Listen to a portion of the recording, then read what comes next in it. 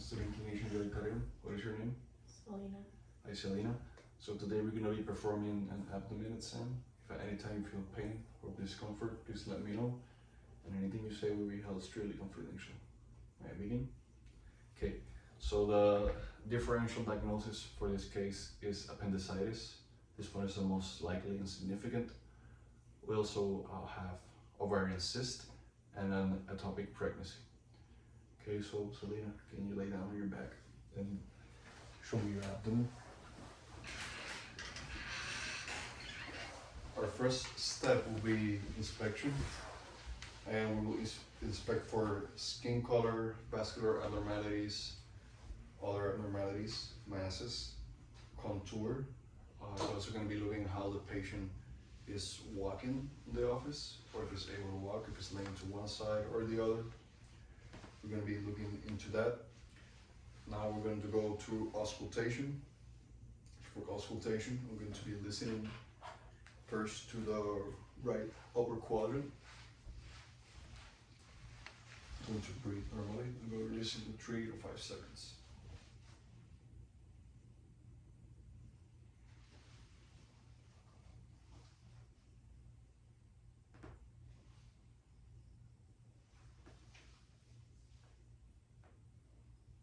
Okay, when we listen 3 times in one quadrant for 5 seconds, hyperactive, if there's more than 35 sounds, that could be a diarrhea. Normal active is from 5 to 35. Hypoactive is 1 to 4, and absent will be 0 sounds. We will immediately refer the patient to the emergency room. Now we're going to do venous hum. So for venous hum, I'm going to go slightly below your chest bone, or xiphoid process. You're going to take a deep breath and hold.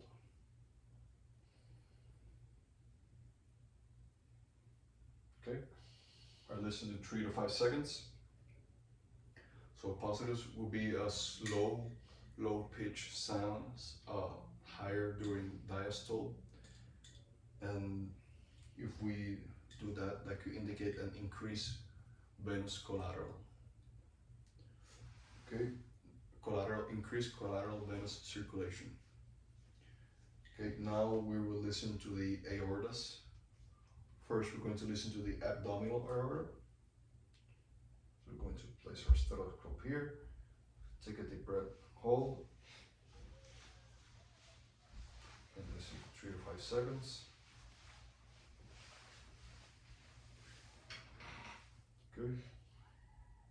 Now for the renal aorta, we're going to go the umbilicus, 2 inches lateral and 2 inches above the umbilicus. We will listen there for 3 to 5 seconds while the patient holds the breath. Take a deep breath and hold. Okay, other side. Okay, now for the common iliac artery, aorta, we're going to go to the ASIS and slightly medial to that. And we will listen without reading instructions. This is really far from the lung.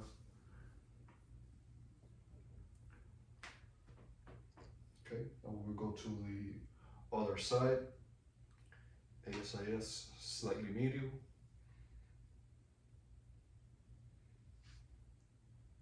Okay, so positives for the auscultation of the aortas will be a harsh, brute sounds, which that indicate a possible vascular disease or abnormality.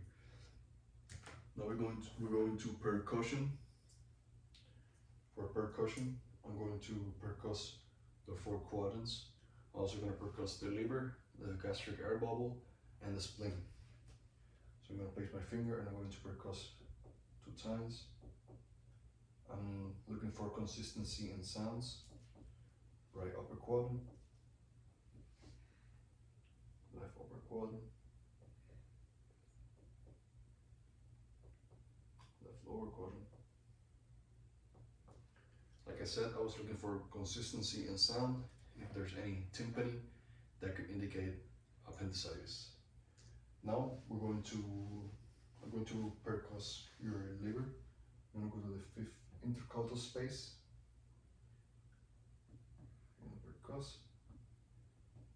Whenever I hear a dull sound, I will mark the superior border of the liver. Now we're going to go below the rib cage.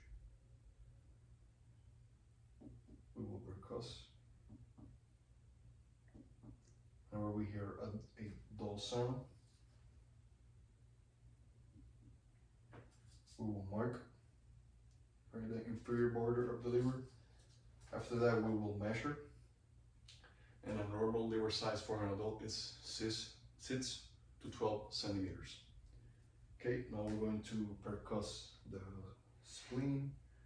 We're going to go below the wrist mid-clavicle. For the spleen, we will then mark it. Now for the gastric air bubble, we will go slightly posterior to the mid-axillary line. Got lungs. We got gastric air bubble there. Okay, now we're going to be moving on to palpation. We're going to palpate the 4 quadrants, the liver and the spleen. So I'm going to start palpating the light palpation of the right lower quadrant, right upper quadrant. I'm going to go 1 inch deep. Left upper quadrant. Looking here for any masses, tenderness or pain. Left lower quadrant. If you want to get to a deep palpation, I will ask the patient to bend their knees. Can you bend your knees? Now we're going to palpate the 4 quadrants, and you're going to go 2 inches deep. Any pain with that? Left upper quadrant, deeper palpation. Left lower quadrant. Okay, if somehow we find a mass, we will keep our hands where we feel the mass. We'll ask the patient to do a crunch. Can you do a crunch? Okay, can you relax? This test is to differentiate if it's a deep or if it's a more superficial mass. If when the patient does a crunch, we still feel the mass, that means it's a superficial mass because it's over the muscle contraction. If when the patient does the crunch, we don't feel the mass, that could indicate that there is a deeper mass because of the abdomen contraction. We're not gonna feel it, then we know it's below that. After that, we're going to palpate the liver. So I'm gonna do the standard maneuver. Relax your hand. I'm gonna ask you to take a deep breath. Take a deep breath, so more than you can, and hold. We'll palpate the liver. We're looking if there's any enlargement, tenderness, or pain. Then we will palpate the spleen. So I'm going to go here. Take a deep breath and hold. Gonna palpate the spleen, looking for any pain, tenderness, or any masses. Okay, after palpation, and differentiation between deep or superficial mass, we're going to go to our test. So for rebound tenderness test, you can straighten your leg and relax them. Rebound tenderness test, I'm gonna go to the 4 quadrants, and place my hand, and I'm gonna slightly there.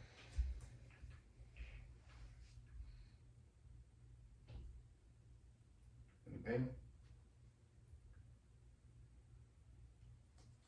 Okay, so for the rebound tenderness test, there's 2 signs. There's the Bloomberg sign, which means that there's pain in any of the 4 quadrants while I'm doing the test. That could indicate peritonitis. And the Rathbun sign is if there is pain on the right side while I'm pressing the left side, that could indicate appendicitis. Now we're going to go to the psoas sign, psoas test. I'll place my superior hand on your ASIS in front of the hip bone. my inferior hand in the mid femur.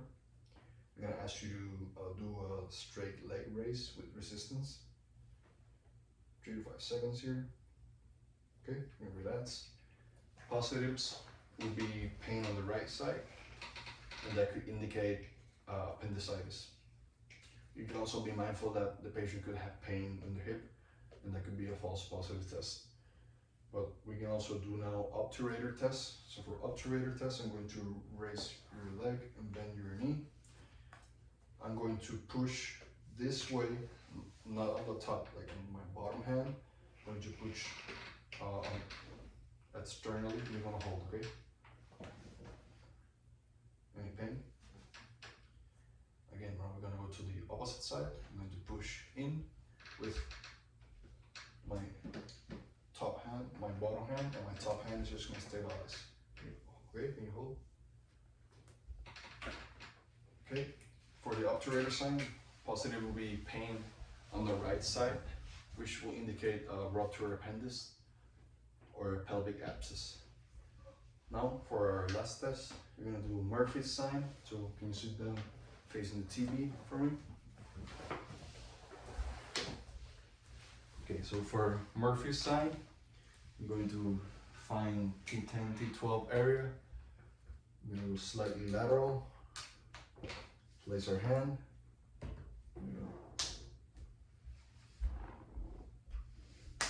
Any pain with that? No. Positives will be pain in that area, kidney area. That's where we punch in, which will indicate nephritis or inflammation of the kidney. So that concludes our test today. Thank you, Selena. So we will communicate further with you with more results and plan. Okay.